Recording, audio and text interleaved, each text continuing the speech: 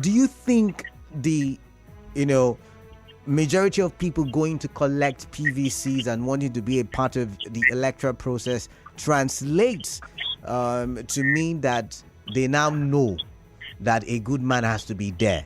Or is it that they are just trying to flex their muscle, political muscle, so that their preferred candidate, which might be out of some sentimental value, becomes president?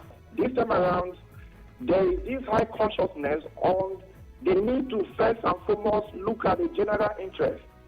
What is that general interest? That Nigeria needs a deliverer, and we've seen this play out clearly. Are there people who are in other parties, who are in Party A, who have said this time around they will not vote for president, member of their party, but rather they will go to another party to vote? I've heard that severally this time around, without mentioning any particular party.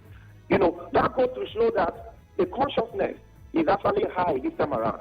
I've seen instances, and we've also heard where people who say for governorship we are going to vote this person from our party, but for president we are not going to vote this person from our party. We'll vote so person from our party. And we hope that this is what's going to happen on Saturday during the voting. We'll see members of parties leaving their political party to go and vote candidates who they think will be able to bring salvage Nigeria from other parties. I think that's what is going to play out. When you look at Nigeria's problems, they are multidimensional.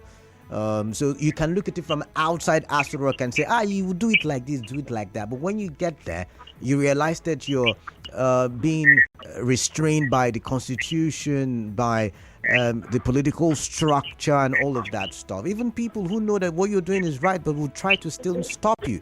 So when you look at it from that angle, do you think competence as a presidential candidate translates to a prepared president? It's one thing to be competent. Is another thing for you to bring that competency into bear. Just as a wise man said that, for example, when you are in school, you do mathematics. But when you graduate, you're going to do life mathematics. You'll be faced with realities. For someone who is competent, that's the difference between an intellectual and someone who is intelligent. Intellectualism has to do with, theory, interpretations, and all of that. But an intelligent person is an originator of thought, someone who has problem-solving skill, who will be able to solve problems, not based on theories, but from realities, issues that are on ground, are able to face issues and provide solutions to challenges.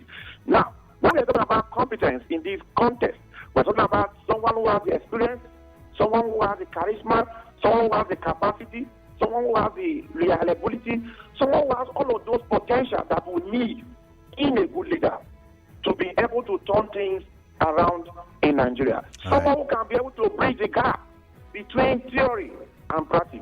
Someone who has the political will, just as you mentioned, you might have the best intention, but implementation. Someone who can have the political will to be able to drive policies and to be able to drive the administration so as to bring the dividend of democracy. That is what we look out for. Someone who has that competence, someone who has that experience, someone who has that skill, someone who can be able to bridge that gap. And of course, if you have been listening to these people and